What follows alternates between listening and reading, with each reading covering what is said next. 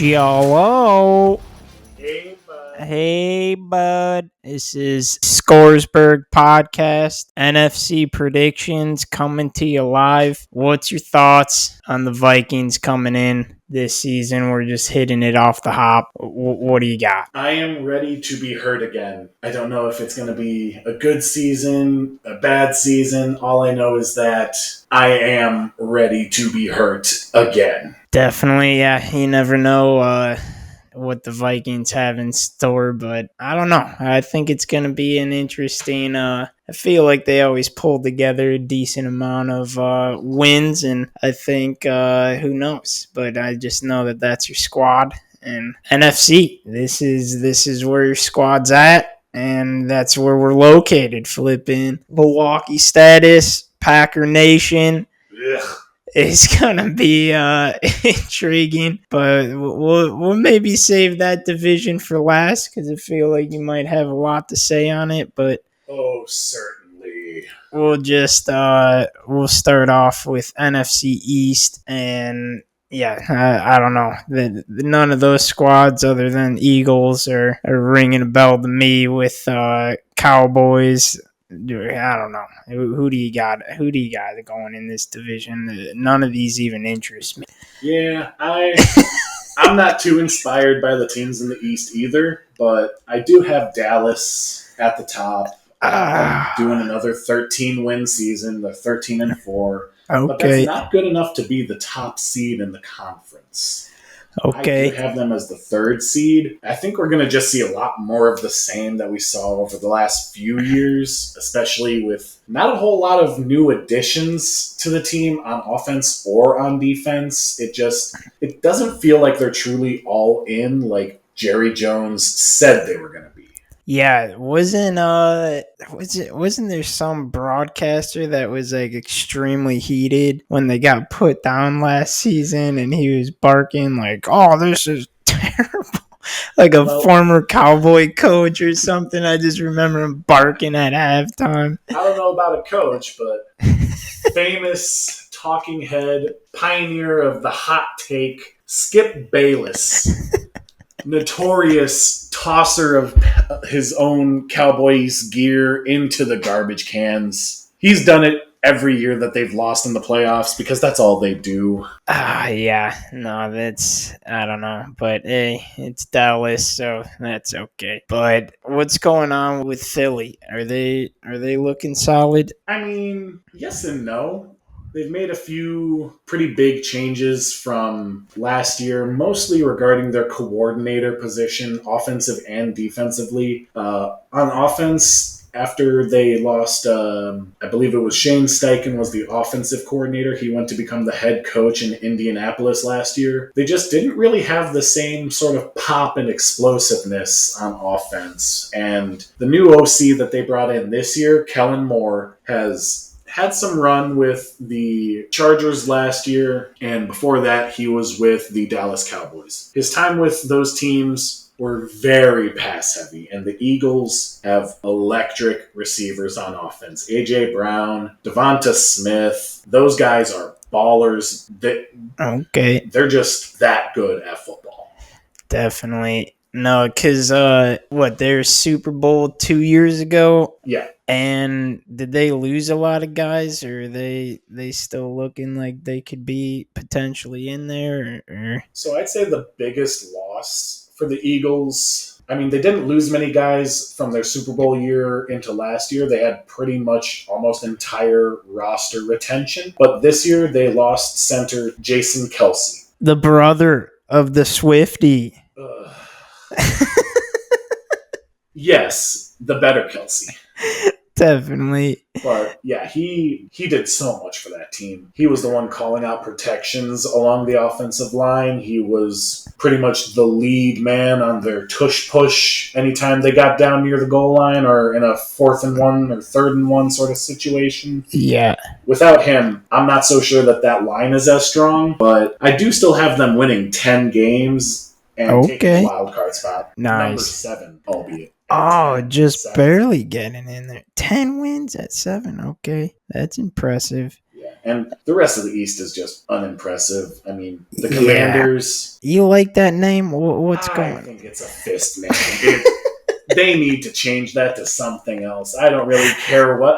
I would be okay with it being the Washington football team again, Yeah, more no, than the Commanders. that is true. Because Commanders, that's rough. That's like, I'm also just not convinced that it was ever a genuine name choice because when it was changed yeah, over, they still had Dan Snyder as the owner, and he was constantly trying to deflect from controversy after controversy. Their yeah. name change really came at a time where he was under the most fire and scrutiny before he ended up selling the team. And the name itself is supposed to be, because the name change happened with Ron Rivera as the coach, who has strong ties to the military. He is always advocating for, Okay, increased, care for veterans. He's a military kind of support guy. that And makes sense. the name Commanders really kind of felt like a disingenuous attempt to make everyone appeal to the heart, where it's like, oh, you can't criticize this team. We're named after the military. We're honoring the troops. No, you're just using them. The same way they've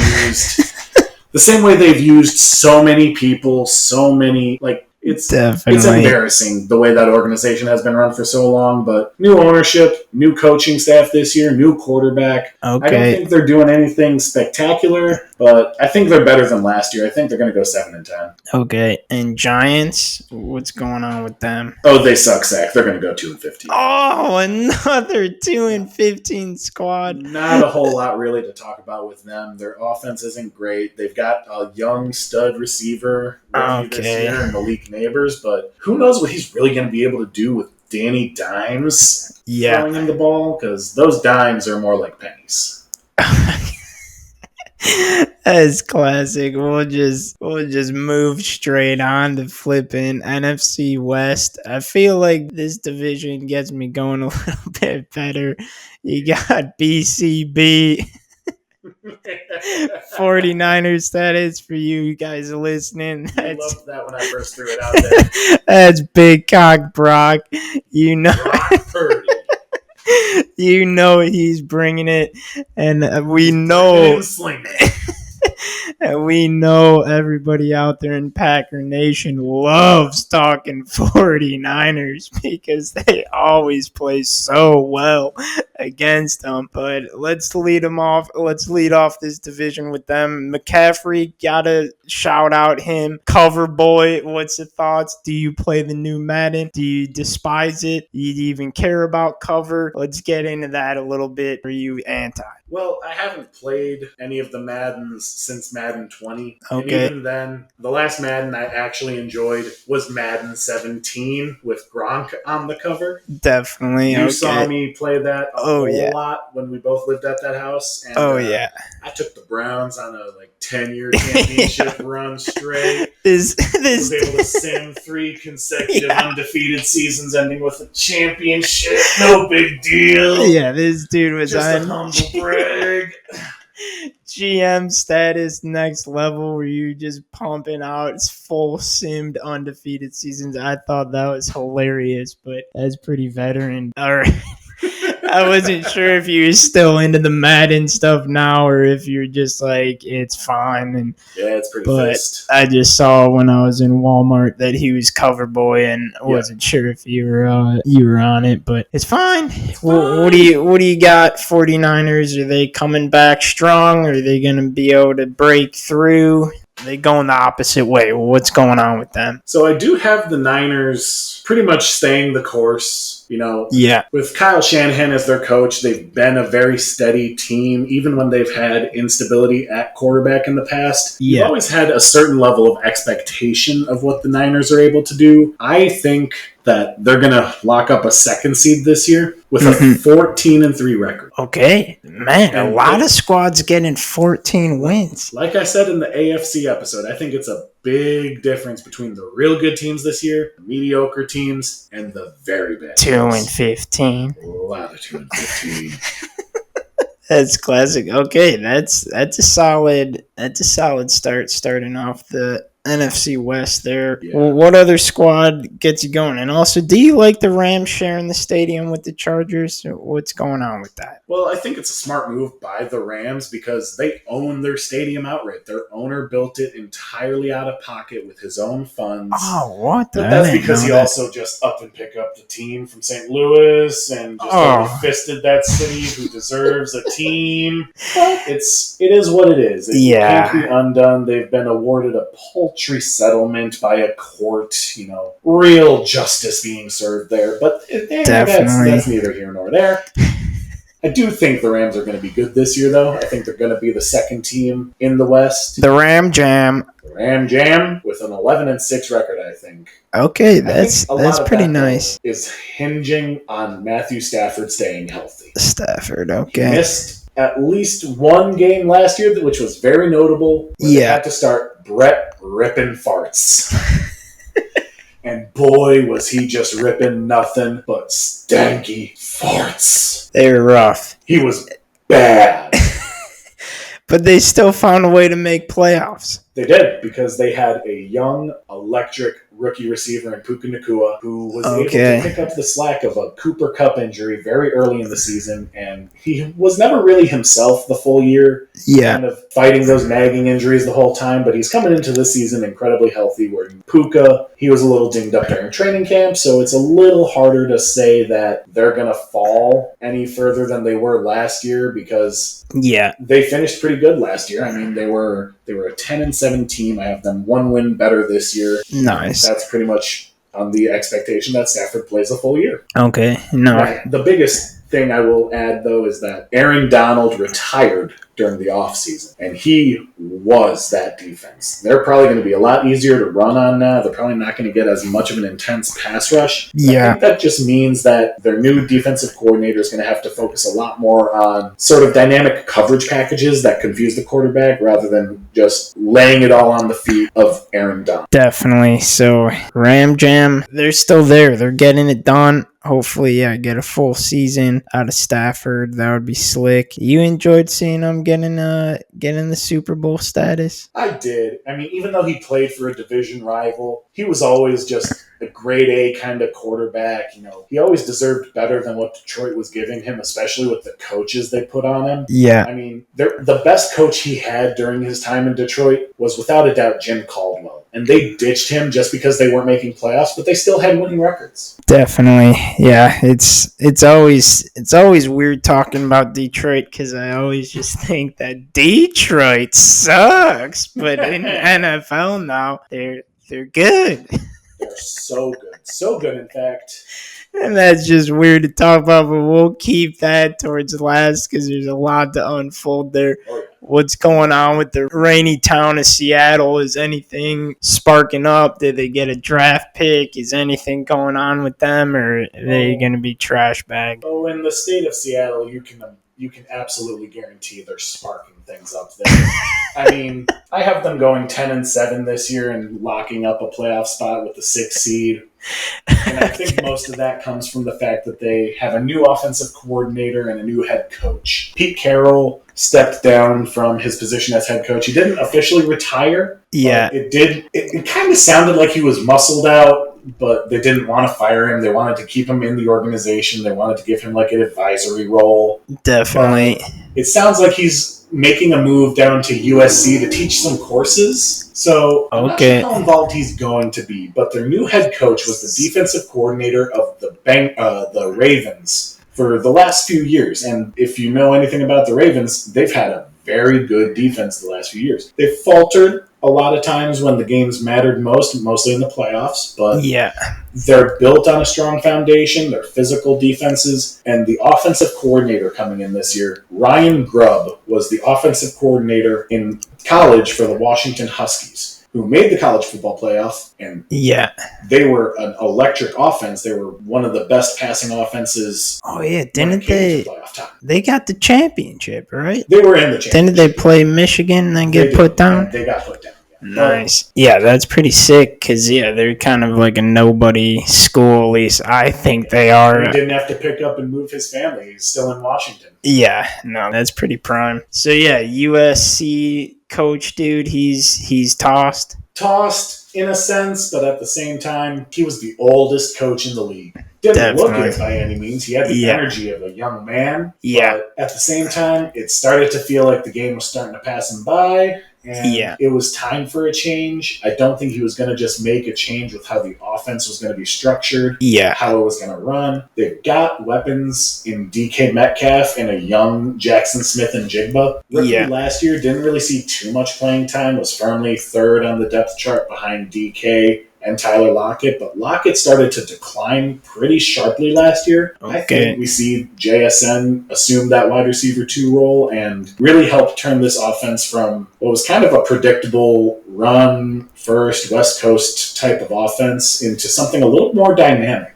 Okay, so Seahawks, what do you got? Final record for them? 10-7. 10-7. Okay. Locking up that 6 seed. 6 seed, locked and loaded. Are Cardinals going 2-15? No, they are actually the same record as the Cardinals, but missing out on the playoffs at 10-7. Okay. Now, the big thing for the Cardinals is that they have a healthy Kyler Murray this year. For the whole year. Last year, he missed like the first half of the season because he was recovering from an ACL injury that happened late the prior season. So they didn't really have a whole lot to work with on offense. They had a new coaching staff. They were kind of transitioning their identity over. They're kind of moving some personnel around. They've got a few different pieces on offense this year. I mean, most notably is their rookie wide receiver, Marvin Harrison Jr., son of the Hall of Fame great Marvin Harrison from the Colts. Oh, yeah. He was a legend.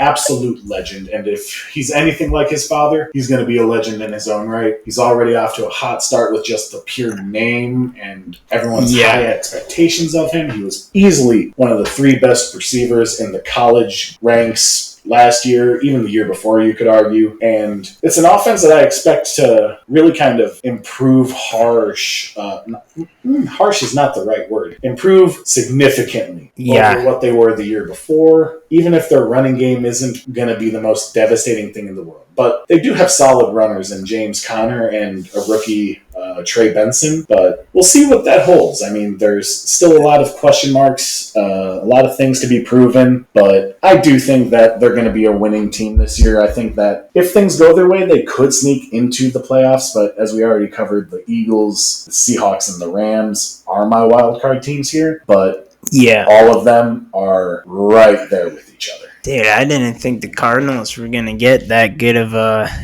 record, but so that's going to be kind of a beefy division then with those records there. Yeah, they are my most exciting division by far. That's next level. Even a little more exciting than the AFC North was, because every team I have in the NFC West is above 500, is a 10-win team. Yeah, that's tough to get the double digits each squad to. Jumping down to NFC South. Flipping. Let's start with the bottom of the barrel. What's going on with the Panthers? My sister lives in Charlotte. I'm so sorry for her.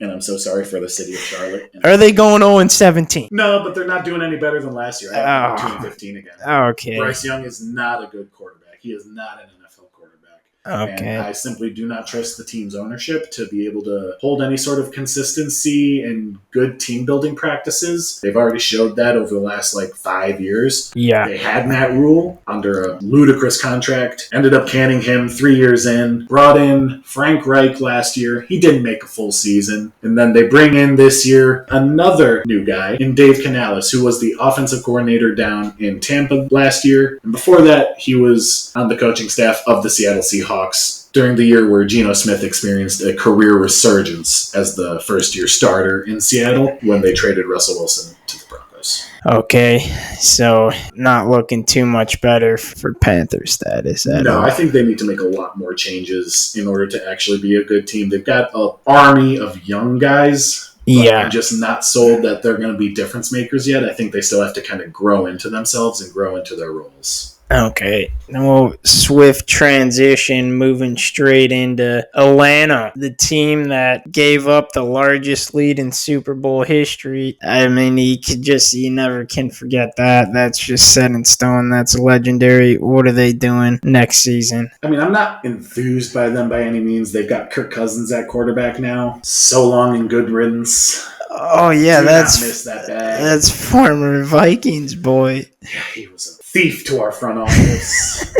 detriment to clutch situations. Glad he's gone. Was But he was, by all accounts, he seems like a nice guy. So, yeah. I didn't want to see him leave the way he left in terms of tearing his Achilles, not getting his full season in, because I do think that he could have done pretty special last year, even if I don't think he's got that it factor that go out and win, take the championship opportunity. Don't just wait for it to fall into your lap. I've said for years, I think Kirk Cousins is more interested in winning his matchups with the front office than he is with whatever team he's facing on that particular week. But, nice. He's still a top tier kind of quarterback. He lives within that 15 to 10 quarterback ranking range because he's a steady guy. He's consistent. He makes the right throws, but he doesn't make the right throws when it matters most. Which, that being said, I do have the Falcons winning the division with a 10-7 record. Oh, that's a tough winning the division. And yeah, because they've, like I said in the AFC episode when we talked about the Steelers, Arthur Smith just could not manage talent. They've got a loaded offensive roster. They've got Bijan Robinson at running back. He is the most electric all-around player right now that's not named Christian McCaffrey. Definitely. Aside from him, you've got Kyle Pitts, the tight end that was supposed to be essentially the second coming of Tony Gonzalez. He was supposed to be, this guy who would be competing with the likes of Mark Andrews and Travis Kelce for top-tier tight end sort of bill. He has been lackluster, for lack of a better word, because partly injuries, partly just misuse. Okay. And then at receiver, everyone expected Drake London to be a stud, a super standout, next level kind of receiver. So much so that they moved on from Calvin Ridley, and, well, he just hasn't been that guy, and a lot of that is, again, misuse. They were not properly scheming, they were not getting the proper sort of play from quarterbacks that would amplify those skill positions into division-winning and even potentially playoff-threatening sort of production. Definitely. No, that makes sense. And flipping, getting top of division, I'm intrigued on those picks, but so going off of Buccaneers, Saints, was last year the first year without Breeze and without Brady? Without both of them, yes. Okay, and how has those... However, Breeze has been gone for, I believe, 3 years. 3 years? Because last year was Derek Carr. Before that was Jameis Winston, and they threw in Taysom Hill. They threw in another couple guys because Winston got hurt. Okay. For some reason, I thought they bailed at the same time, but that's fine. Brady was playing until last year. Breeze has been done for a few now, but New Orleans hasn't been able to actually find that true replacement. Derek Carr he's not a bad quarterback, not by any means. I just think he's not an elevator. I don't think he's the kind of guy who amplifies the talent around him. That being said, this is not going to be a good team. And most of that I place at the feet of the coaching staff. Definitely. It's a coaching staff left behind in the wake of the abrupt in a sense, but almost everyone saw the writing on the wall. Sean Payton stepped down as the head coach and took a media gig for a year, then jumped over to Denver. The heir apparent was Dennis Allen, a defensive coordinator who was definitely not a good head coach his first go-around, and is not being much of a good head coach this go-around either. Definitely. I have the Saints at 4-13. Oh, no. 4 wins. Will be fired. Okay. And so we got potential can action going down in New Orleans, but they still got Mardi Gras, so they got something to look forward to. Always a party in New Orleans. They'll be partying the day Dennis Allen's fired. They'll be partying on Mardi Gras. They'll be partying every chance they can get. I love it. How's Tampa looking? How'd they do? That was the first year without Brady. Were they looking to push Brady out? No. If anything, they probably wanted Brady to come back again. Okay. I imagine they weren't truly ready to move on from him. I mean, he did retire. He did that 2-3 week retirement, then unretired for the last season. Yeah, that was different. And then last year we got to see Baker Mayfield make a triumphant return as a starter after being unceremoniously outed from Cleveland in favor of massage enthusiast Deshaun Watson. But he bounced around for the next year. He spent a little bit of time in Carolina, couldn't cut it there because of organizational incompetence. Went over to the Rams where he spot started for a game, maybe 2, I can't quite remember exactly, but he put on a decent decent showing there. Earned himself a contract with the Buccaneers last year on a 1-year prove-it deal. Yeah. Beat out the young guy who they originally drafted as like the backup and maybe eventual replacement for Brady, and Kyle Trask. Yeah. And then he just had an instant connection with Mike Evans. They didn't necessarily walk away with the division, but they did end up winning it. Yeah, made playoffs. I remember they beat the Eagles. Yeah, handily. I was gonna say, I remember watching a game that they were like doing well, but yeah, that makes sense. Eagles put down, and Eagles had nothing in that game. I was kind of stunned on how like they had no mojo. They looked super flat. I don't know, but that's fine. So I don't know. Rounding out that division, or did you still have more on Buccaneers? Just the record at this point. I have them at 8-9, just one game worse than last year. Okay. I don't think too much has really changed. Yeah. Part of me doesn't fully trust Todd Bowles as a head coach. His time in New York as the Jets head coach wasn't inspiring. Yeah. And his time in Tampa, I'm just getting the sense that he's a better defensive coordinator than he is a head coach. But they also have an offensive coordinator change with Dave Canales, previously mentioned, going to take the Panthers head coaching job. So we'll see what they pull off this year, but it's a lot of returning pieces. It shouldn't be too much difference. I think it's just a couple bad bounces or maybe lucky bounces last year that don't go their way this year. Okay, that's prime. Now I guess it's the moment of truth, and it's the flipping NFC North that we're looking at, and this is what everybody's been waiting for, including Brandon. So,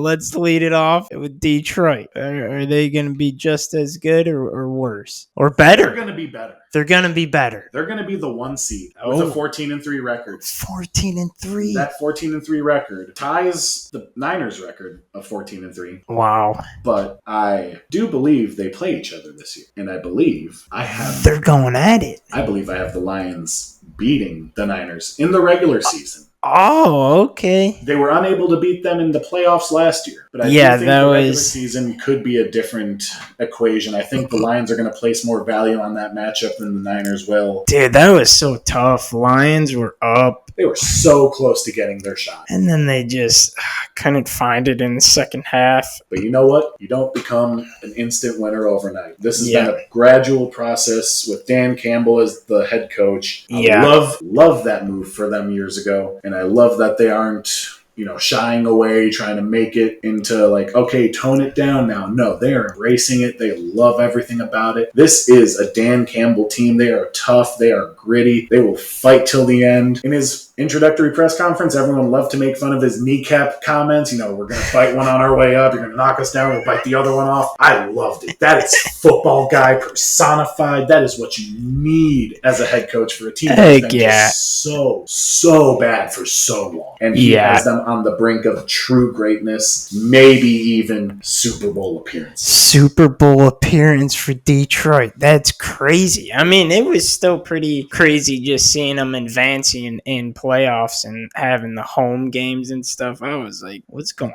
on here? Detroit. I think I looked it up. They didn't win a playoff game since before I was born, and they haven't won a Super Bowl since. They've never been to a Super Bowl. This Super Bowl or a championship. They haven't won the championship since the 50s. 57 before my dad was even born, and I was like, this is hilarious. But seeing them get the playoff win and then get into the conference, I mean, I feel like they're like the Browns. It's kind of cool to see a squad finally doing well after just sucking sack for so long. But yeah, it kind of feels like we live in a bizarro world right now where all the teams that we grew up watching being the butt of jokes are now powerhouses. Yeah, exactly. No, that is true. With the exception, of course, of the Bears. The Bears. Definitely. Moving right along, we got the hometown squad, Packers. What do you got going for them? First, I want to preface this. Yes, once again, I am a Vikings fan. Yes, I tried to be impartial. I have them 8 and 9. No 8 and 9. playoffs. I feel No playoffs. No love for the Packers. no love for the Packers. No love for love, because here's the thing. I'm not buying in. Love is love. I have a rant to go on here. Everyone wants to act like after half of a good season. Yeah, 55 mil. Let's hear it. What's your thoughts? Yeah. First of all, why that much money for half of a good season? I understand. You don't want to go into it where you might have to pay him more if he continues to ball out. But you're really leaning on the assumption that the second half love is the love you're going to get for the next 4 years. Yeah. I'm not sold yet. You need to show me more than just 1 year of very inconsistent play from start of the season to the end of the season. He's had 4 years in this system to learn it, and he showed last year he can be a very good quarterback. I don't think he's a $50 million a year kind of quarterback. I think those numbers have gotten very inflated over the last 3-4 years themselves. That's a different matter entirely. But when it comes to love in the Packers, I don't think that receiving group is anywhere near deep enough to act, or strong enough, I should say. They have a very deep group. Youngest team in the league still? I do believe that is the case, but I don't think that they're going to be able to continue overcoming that. I mean, last year it was a big kind of thing that they hung their hats on. We're the youngest team in the league. We are making all of these sort of gains and pushes. We are improving clearly week over week, which, true. But let's not act like Love didn't have massive struggles. He turned it around, yes, but I mean, as of this recording, they're live. The Eagles are playing in Brazil, and the score right now is 31-26. A minute 10 left in the third quarter, and Jordan Love, he's playing good, not great ball. He's 13 of 27, so he's only around 50% completion. He's not even just around 200 yards, 2 touchdowns, and an interception. And if that's the love that they get week in and week out, I think it really kind of falls on the defense. And the defense has not shown since their Super Bowl win to be a winning group. They've had games where the defense shows up and shows out. Yeah. Stretches of very strong play, but consistency has not been the name of the defense. Okay, yeah, because I feel like in that playoff game, didn't they have a couple picks against the 49ers or whatever? I don't know. Maybe I'm thinking Cowboys or something. But yeah, I don't know. It's not as consistent as you would like it to be. I will say, they did play the Niners very tough. They did, so many people think, almost beat the Niners. I don't think that the Niners were ever truly in danger. Yeah. They were down, but so what? Just because a team is down doesn't mean that they're always down for the count. I don't believe that you can start hanging your banner. I don't believe you can start popping the confetti until that final whistle blows. And it doesn't feel like the Packer fans that I talk to about Jordan Love and the team, mostly the team as it was last year and going into this year, which I will say they made a big change. Their defensive coordinator is now Jeff Hafley, who's the former head coach of Boston College. He ran a pretty good defense, but we'll see what he's able to make out of this kind of weird up and down sort of defense. Like, they've got some stars like Kenny Clark. He's a guy that I am afraid of whenever the Packers and Vikings play. Jair Alexander, it really kind of depends. He goes through stretches where he's really great, and then he goes through stretches where he kind of looks like Kevin King did, and it's just, you almost don't know. You kind of want, like I said, more consistency out of the defense, and maybe Jeff Hafley can bring that, but we'll have to wait and see. I'm not going to be sold on that until they show me. Yeah, no, I was definitely stunned to see that Love was listed in top 4 highest paid NFL QBs, and I'm like, he's in the Burrow and the flipping whatever Chiefs dude realm of cash. But I mean, I don't know, it would be intriguing. You got him under 500. That's just barely. Yeah, but I don't know, because there's been a couple of stuff that I've even seen of them being predicted to potential go to Super Bowl, and I was like, I don't know. But yeah, I feel like they still need to prove stuff, but it would be intriguing to see. But yeah, one last note I'll make is that I do mostly think that it's kind of a comeback down to earth. Like, they ended last year on such a hot streak. There was such a high amount of optimism that I'm kind of feeling like it's a little overinflated. Like, people are putting too much stock into what they saw at the end, where,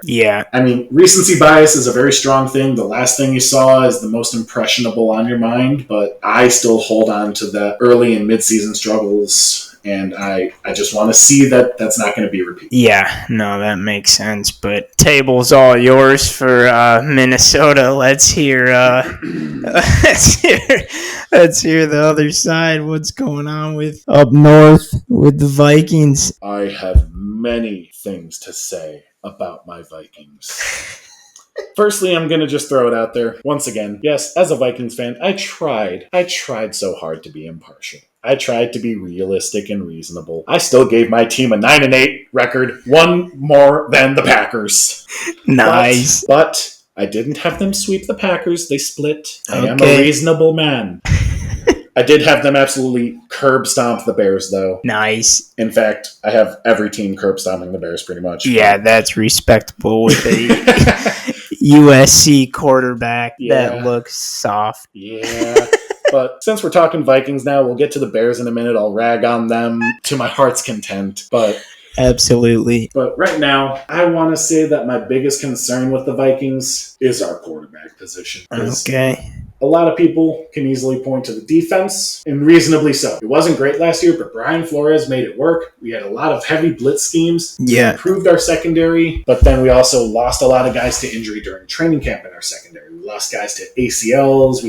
We lost like 4 guys in the span of a week. We signed one guy. Stephon Gilmore. He was a big name in New England a few years back. Then he kind of, putzed around a little bit with some other teams. He was still Stephon Gilmore, but not the old Stephon Gilmore. Mm-hmm. I do think he's going to make our secondary better, though. And with the returning safety superstar Harrison Smith, the hitman himself, love that man. He is my definition of a absolute unit on defense. He is involved in almost every play. He is a swarmer of the ball. He is an absolute leader of men, and it's probably his last season. Oh, what? I am sad, but they were talking about scaling him back last year in his usage. They're talking about him the same way this year, and it sounded like they had to talk him almost into return. Definitely. That being said, he still played at a high level last year. He played like 98% of the defensive snaps, and he was still very effective. I'm just not sure that the rest of the defense is going to be able to hold form. I think we're going to have a very strong pass rush. I'm just concerned about the second and third levels of our defense, but, sometimes a good pass rush, even a great pass rush, let me toot our own horn, can mask for a lackluster secondary. Offensively, I already mentioned our quarterback's the big problem, but so is our running game. It was awful last year, but I think we improved our running back room by simply ditching Alexander Madison, who proved he was at best a change of pace back, for Aaron Jones, who has been, for the last 6 years or so, the lead back in Green Bay, but we aren't expecting him to be the bell cow. We are going to have a young guy by the name of Ty Chandler, who was sparingly used last year, especially down the stretch. He started to gain a little bit more momentum, but this offense runs through one man, Justin Jefferson, Jay Jetta. He will make this offense go, whether it wants to or not. Jay Jetta. Let's go. He is the man, the best receiver in the league, and yet another notch in the Vikings bedposts of great receivers. This time, we didn't mess it up. We locked him down. He's under contract for long term. We're not letting him walk like boss. We're not dishing him. We're not letting we're not sending another Diggs to a team that's just needing a superstar receiver for an up-and-coming quarterback. We are locking into greatness, and I trust in our head coach to maximize the quarterback play through Jefferson to lead us to a winning record, even though we're not making the playoffs. What's the deal he signed? I believe his deal is for $35 million a year over 4 years. Okay, yeah, that is a significant signing. The highest contract for a non-quarterback. Wow, that's stunning. That's legendary that they got him locked in. He has done things in the first 4 years of his career that I suppose 3-4 years that no other receiver had done in terms of catches, yards, touchdowns in, certain game amount thresholds. I don't have those numbers in front of me right now, and it would probably take me a little bit too long to go through the search process to actually find the ones I'm looking for. But he is a great receiver. He has been great from day one. This offense will run through him. He showed last year that even in an 8-game sample where he played with 4 different quarterbacks, that he is quarterback proof. He made it work with Josh Dobbs after Kirk Cousins tore his Achilles. Kirk Cousins and him have had an electric connection, so that was always a given. He made it work with Jaron Hall and Nick Mullins. We have Sam Darnold under helm this year, and he's a USC quarterback, so I don't trust him. But I trust Kevin O'Connell, and I trust our offensive coaching staff to get the most out of this offense and lead us to a winning record. Suck it, Packers. Are you getting Jay Jetta's jersey, or do you already have it? I do not have it yet, but I also have not been able to purchase any Vikings gear in recent years, so it is on my list of things I must buy, along with a J.J. McCarthy jersey. Heal up quickly and please be our savior. Well, it brings us to the last squad in the North, the bottom of the barrels.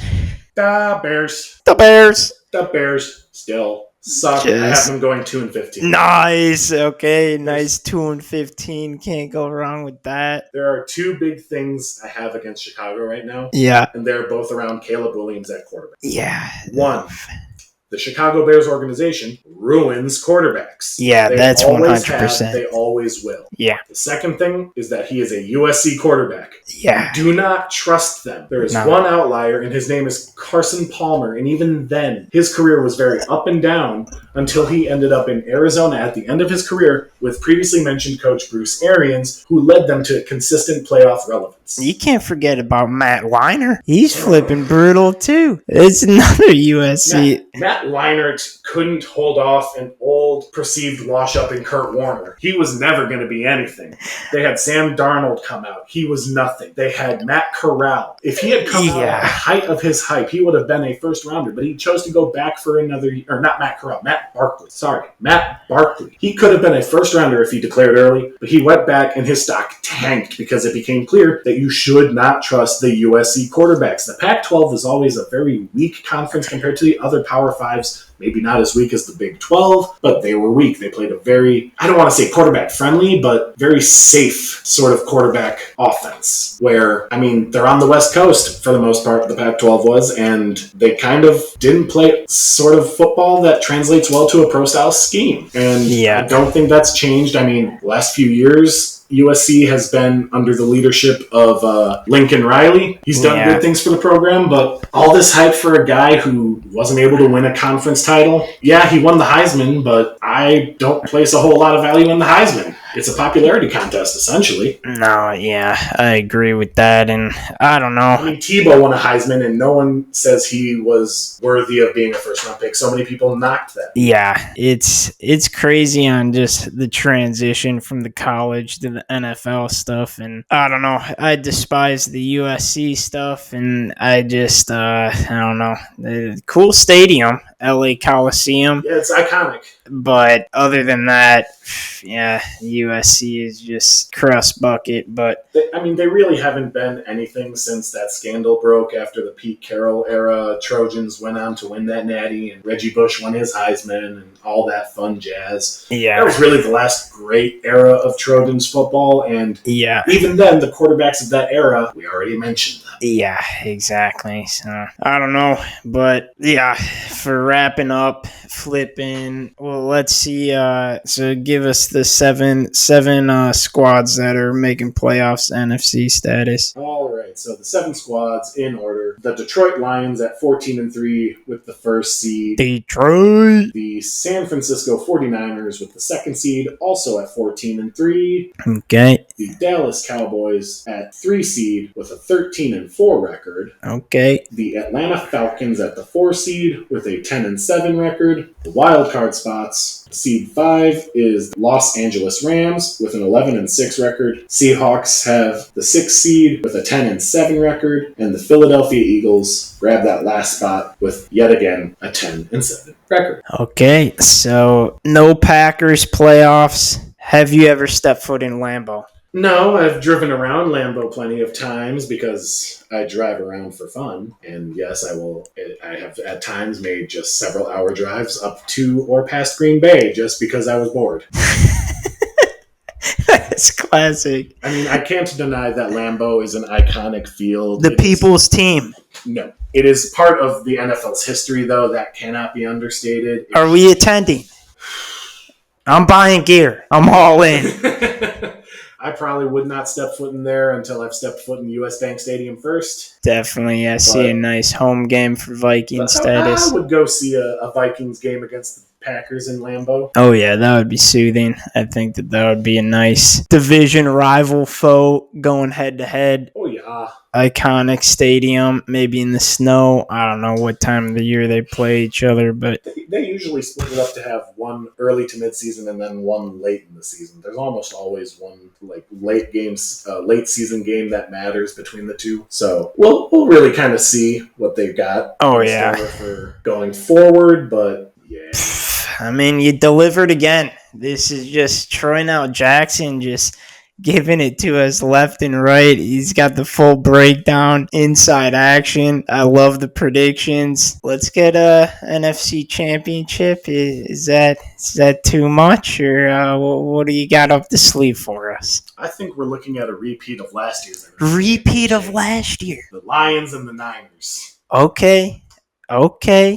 I'm leaning towards the Lions this one. At least that's what I want, and I feel like that's what people around here would probably enjoy too, because they're anti-Niners. Well, they're anti-Niners, but how often are you going to root on for a team in your division to make it to the Super Bowl? Oh, that is true. Contradicting. Granted, it's a team that was long-suffering. They were the butt of many jokes. Yeah. As a Vikings fan, while I wouldn't be happy to see them win a Super Bowl before us, I would be happy for Detroit, for the fans, to at least make a Super Bowl. Yeah, that is true. That much I feel like I can get behind and support that team and those fans in that pursuit of. Like, yes, go chase it. You have your opportunity in front of you. Right now is as good a time as any. Seize your opportunity to make it to the big dance.